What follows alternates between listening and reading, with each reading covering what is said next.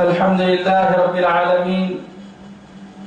اللهم صل وسلم على أشرف المرسلين خاتم النبيين سيدنا وحبيبنا محمد المصطفى صلى الله عليه وعلى آله وأصحابه وأتباعه أئمة المهديين أبي حنيفة ومالك وشافعي وأحمد جزا الله عنا خير جزاء كما تحبه وترضى.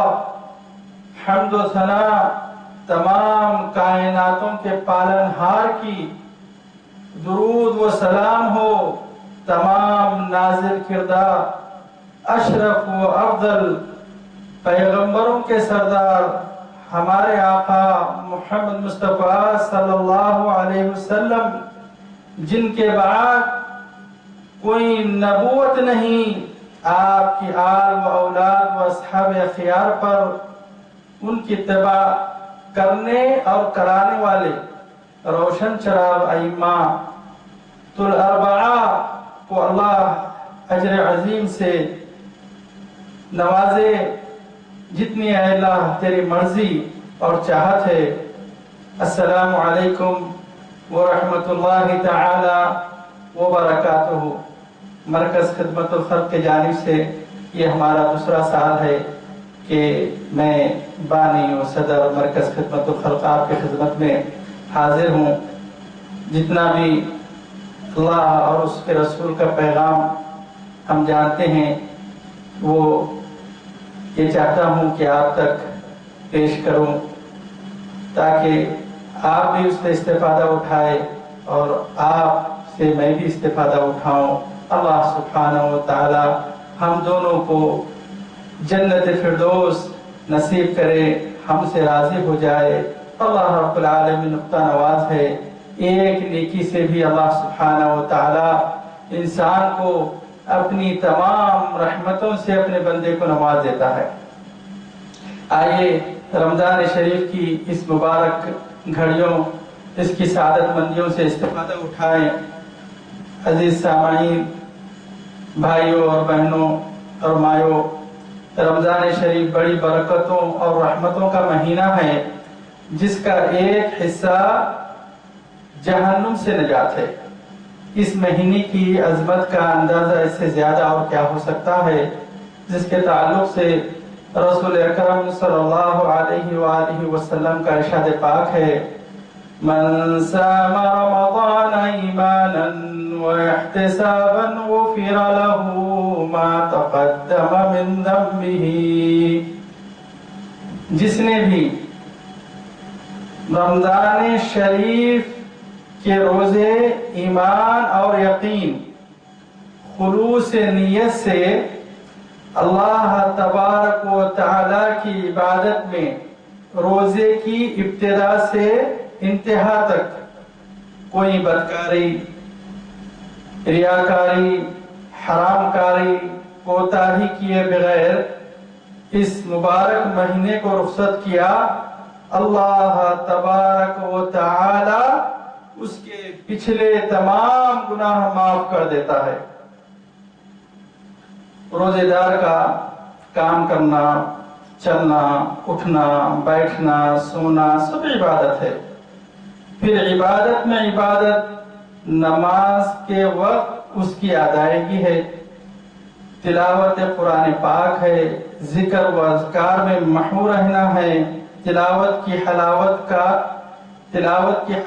کے علاوہ ذکر الہی کی حلاوت معرفت اسماء الہی کے ساتھ کرنا بھی ایک بہت بلند درجے کی عبادت ہے. آئیے معرفت اسماء الہی کیا ہے ہم اس کو جانیں گے انشاءاللہ تعالی باذن اللہ تعالی. اللہ سبحانہ و تعالی نے صحت و عافیت اور حیات بخشا تو آپ کے سامنے اسماء حسنہ تمام کی جتنی بھی تفسیر ہو سکتی ہے قرآن و حدیث کی روشنی میں آپ کے سامنے رکھتا ہوں. سماعت کیجئے. اللہ سبحانہ و تعالیٰ کا ارشاد ہے وَلِلَّهِ أَسْمَاءُ الْحُسْنَى فَادْعُوهُ بِهَا، یعنی اللہ تبارک و تعالیٰ کے لیے ہی اسماء حسنہ ہیں، اچھے اچھے نیک نام جس میں اچھی اچھی حقیقی صفتیں ہیں، اس کو جس نام سے چاہو پکارو۔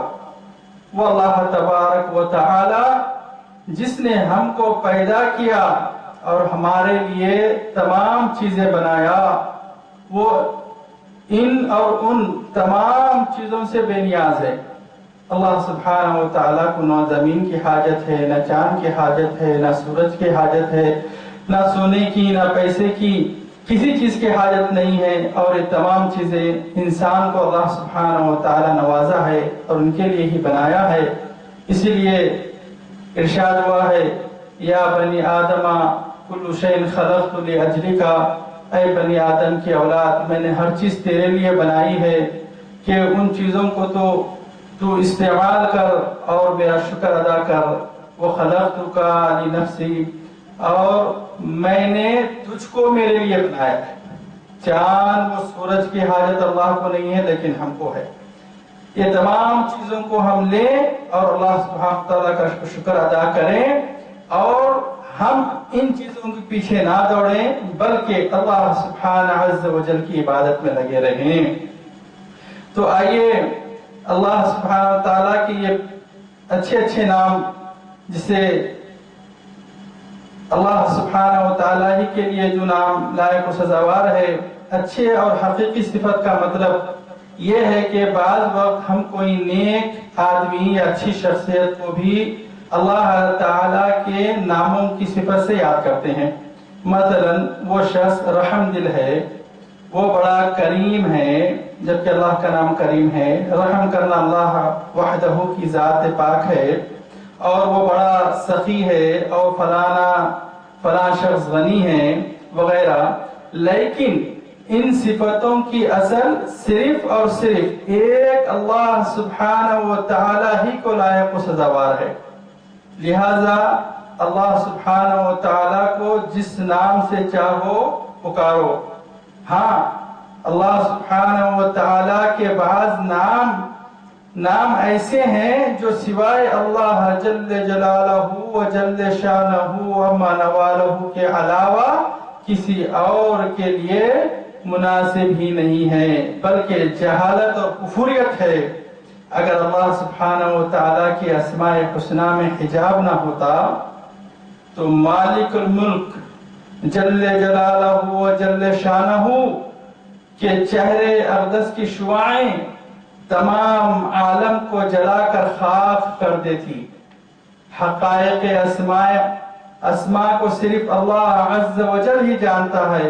حضور اکرم صلی اللہ علیہ وسلم کا ارشاد ہے اللہ سبحانہ و تعالیٰ کے 99 نام ہیں، جو ان کو یاد کرے گا وہ جنت میں جائے گا۔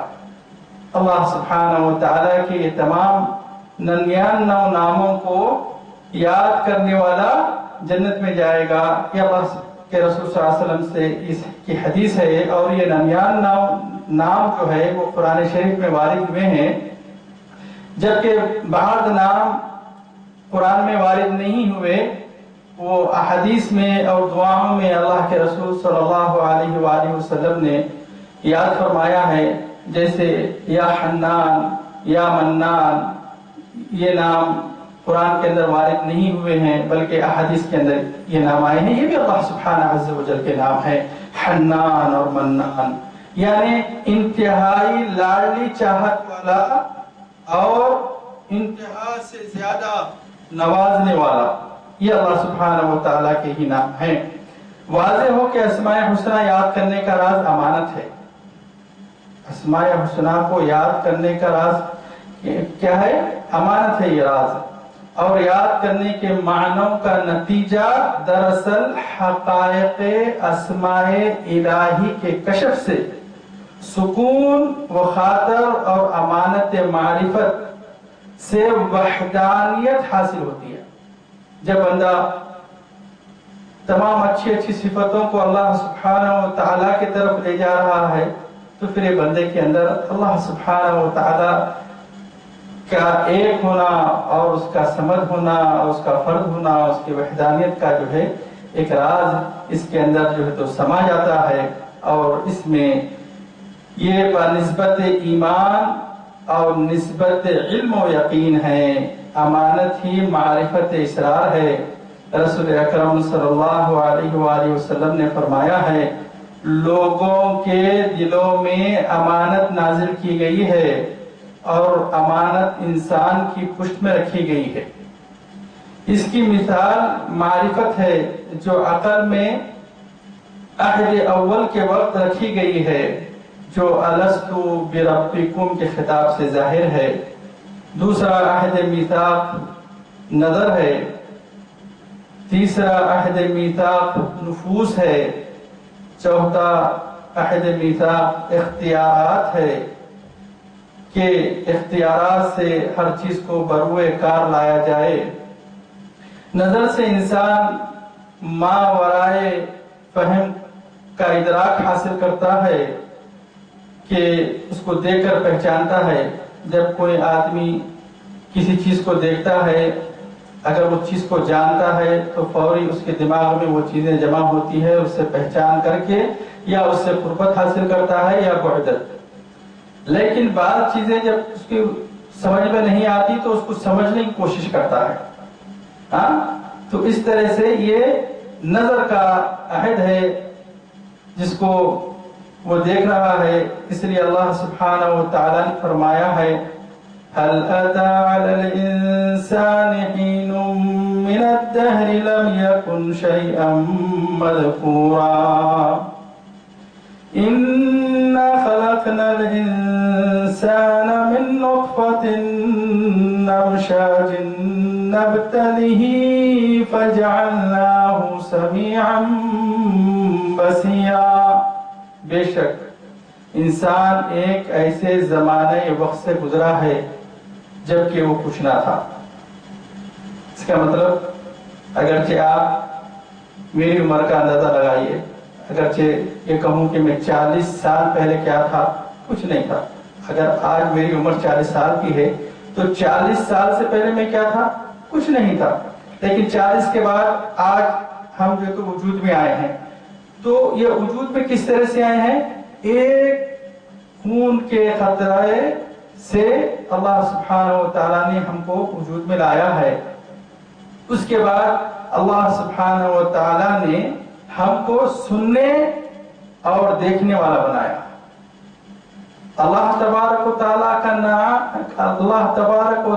کا نام سمیع اور بصیر ہے، اور اللہ سبحانہ و تعالیٰ انسان کو سمیع اور بصیر کہہ رہا ہے۔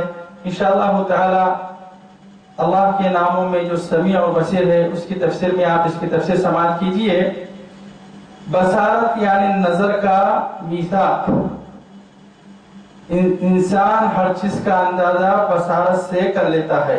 پھر اس کے بعد عہد نفس لیا گیا۔ اللہ سبحانہ و تعالی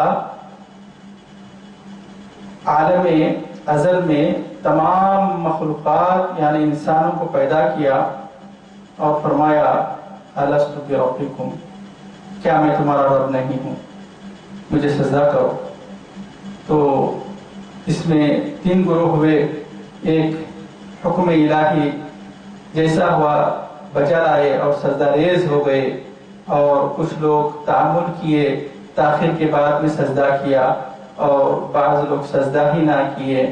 ان کے تعلق سے اکابر عارفین کا قول ہے کہ جو حکم الہی کے ساتھ سجدہ ریز ہو گئے وہ مسلمان ہی پیدا ہوں گے اور مسلمان ہی مریں گے، اور جو تاخیر کے بعد میں سجدہ کیے ہیں سوچ سمجھ کر،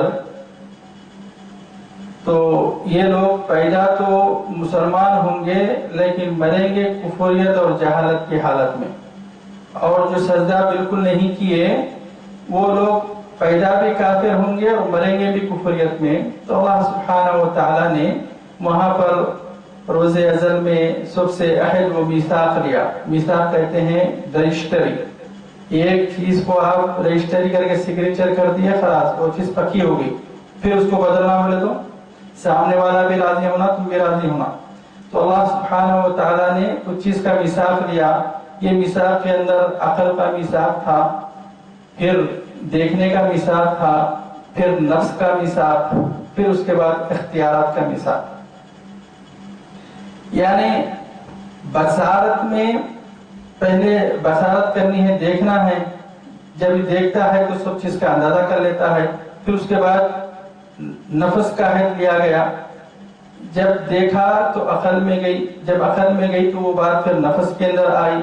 تو وہاں پر اللہ سبحانہ وتعالیٰ نے نفس پر قابو پانے کا، رکھنے کا جو ہے تو عہد لیا. پھر اختیارات کو بروئے کار بنانے کا عہد لیا.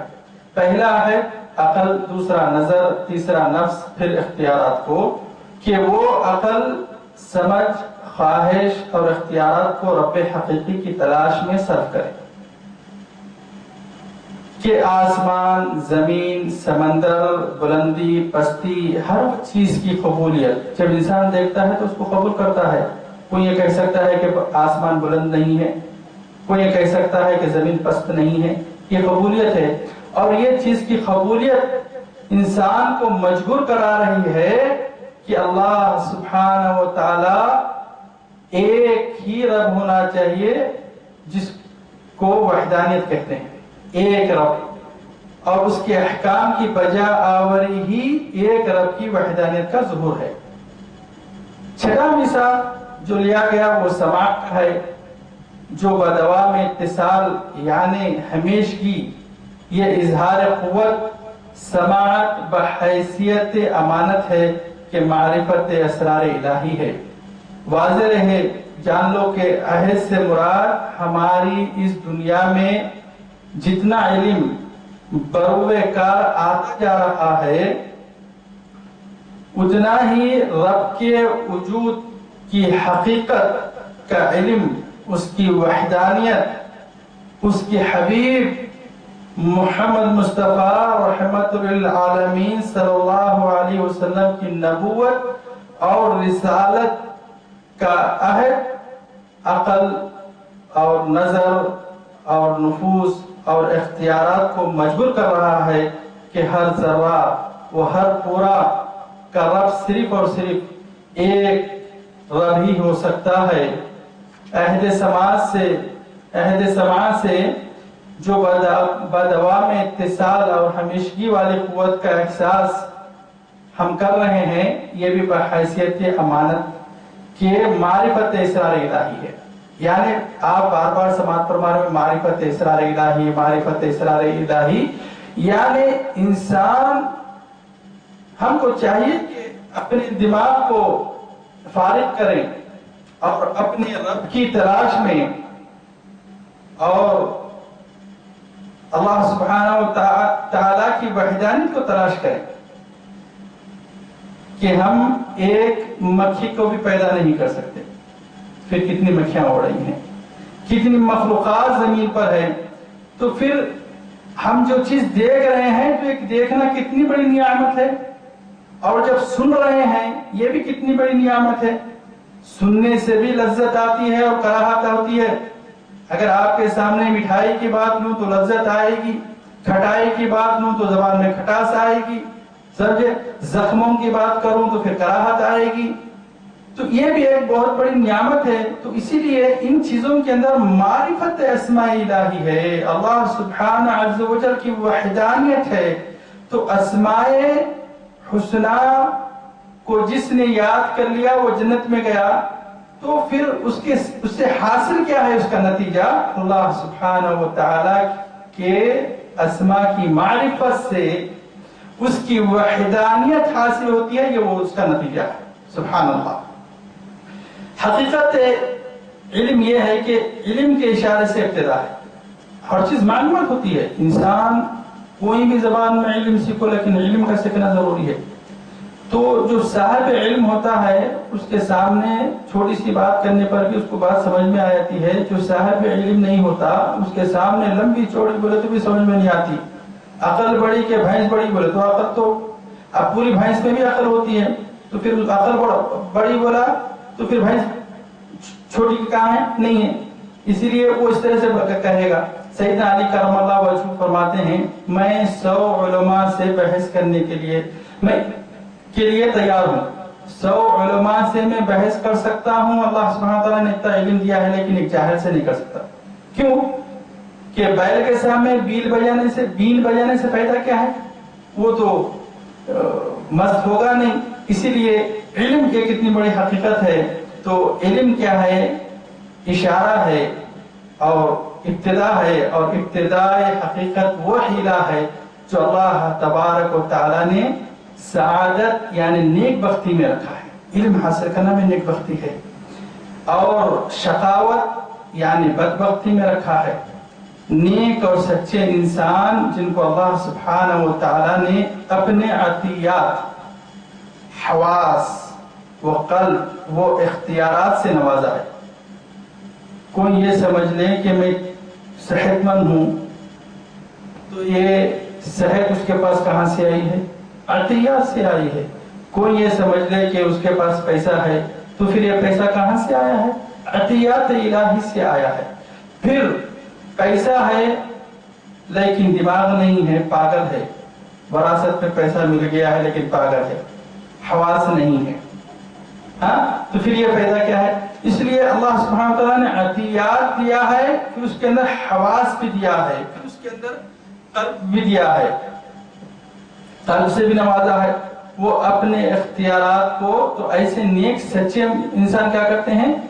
عطیات کو، احساس کو، قلب کو ایسے بیکار باتوں میں یا بیکار کاموں میں رائے گا نہیں جانے دیتے، بلکہ احکام الہی کی تعمیل اس کے رسول صلی اللہ علیہ وسلم کی پیروی میں صرف کرتے ہیں۔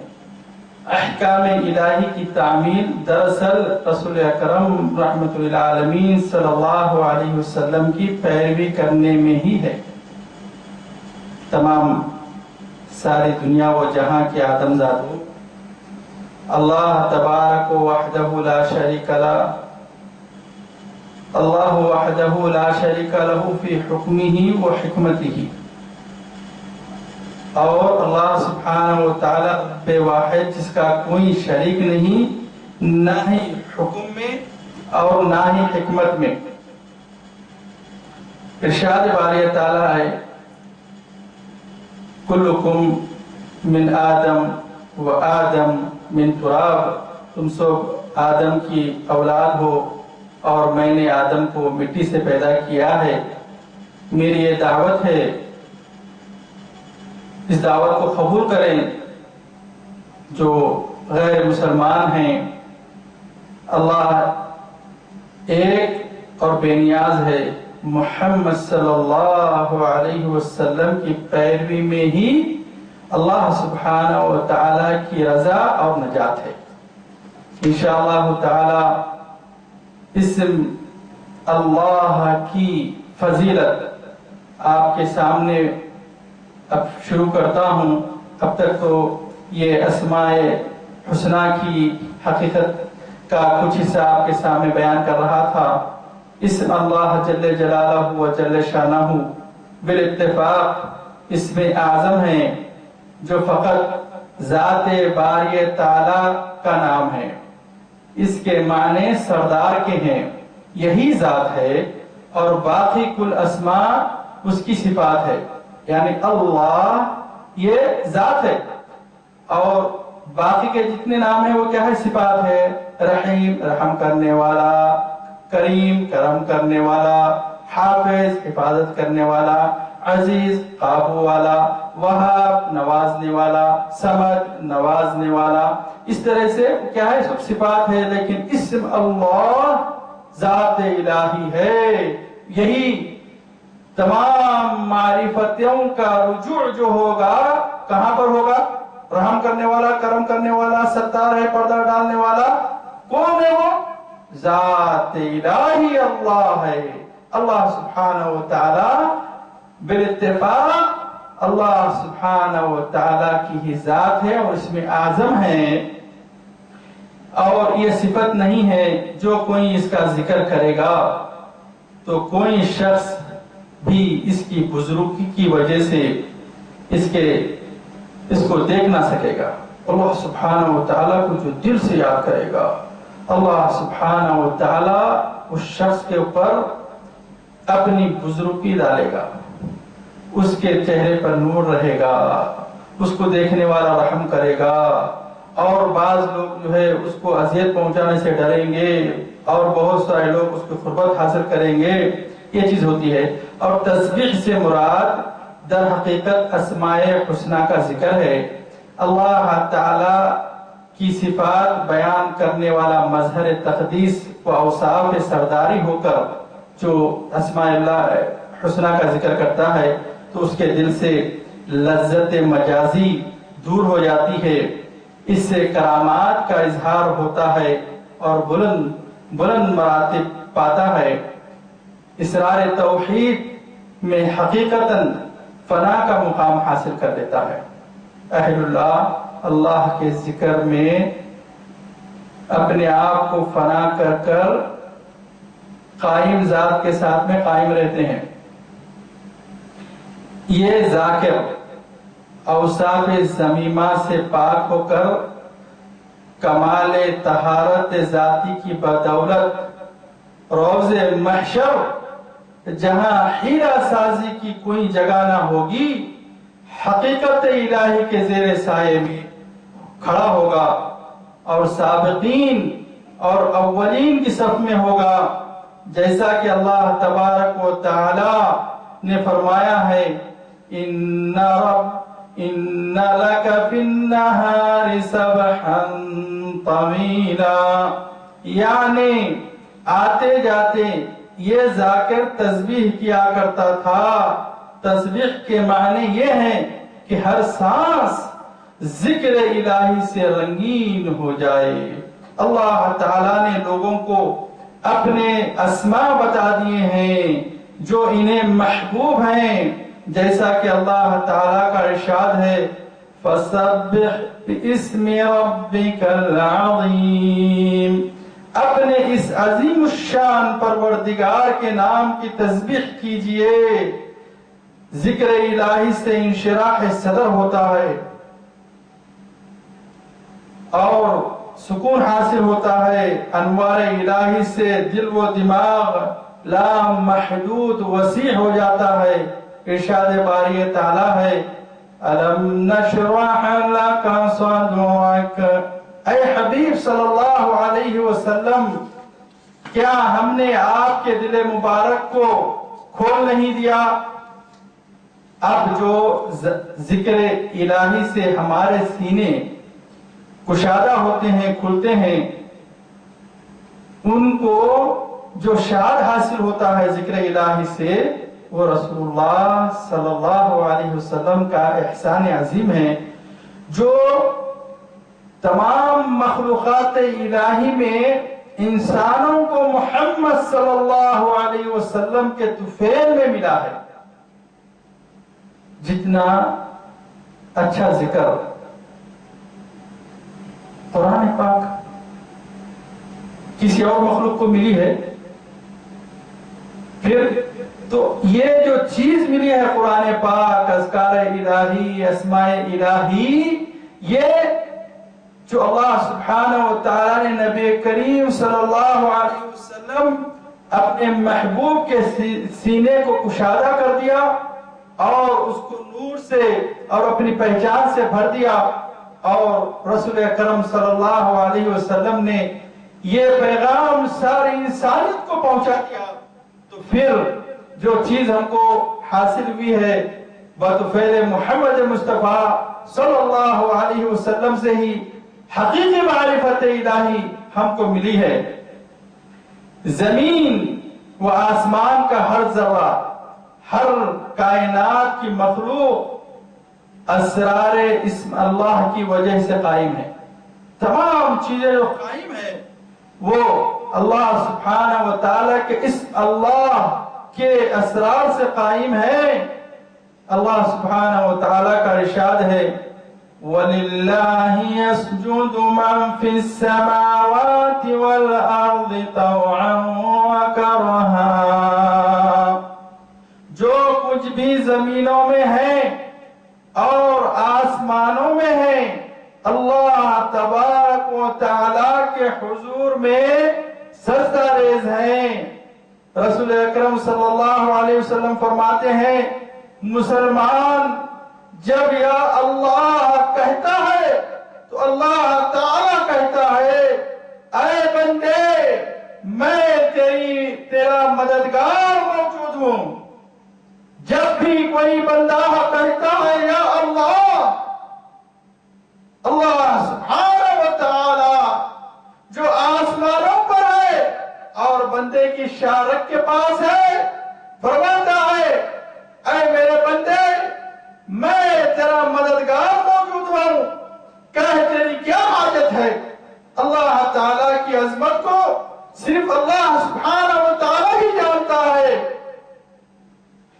جو تمام کا رب ہے رب وہ ذات قدیم ہے جو ہر چیز کو اپنی نگرانی وہ تربیت میں حد کمال کو پہنچاتی ہے اور اسے رزق بھی پہنچاتی ہے. وَهُوَ بِكُلِّ شَيْءٍ عَلِيمٌ. اللہ تبارک و تعالی ہی حقیقی حقائق ہے جو بغیر ابتداء کے اس کی قدامت سے ثابت ہے جو اللہ سبحانہ وتعالی قائم ہے اور اس کی بقا کا کوئی نقطہ اختتام نہیں ہے. اللہ سبحانہ و تعالی کی بقا کا کوئی نقطہ اختتام نہیں ہے. اس کی وحدانیت بغیر کسی عدد کے ہے وہ یکتا اور تنہا ہے.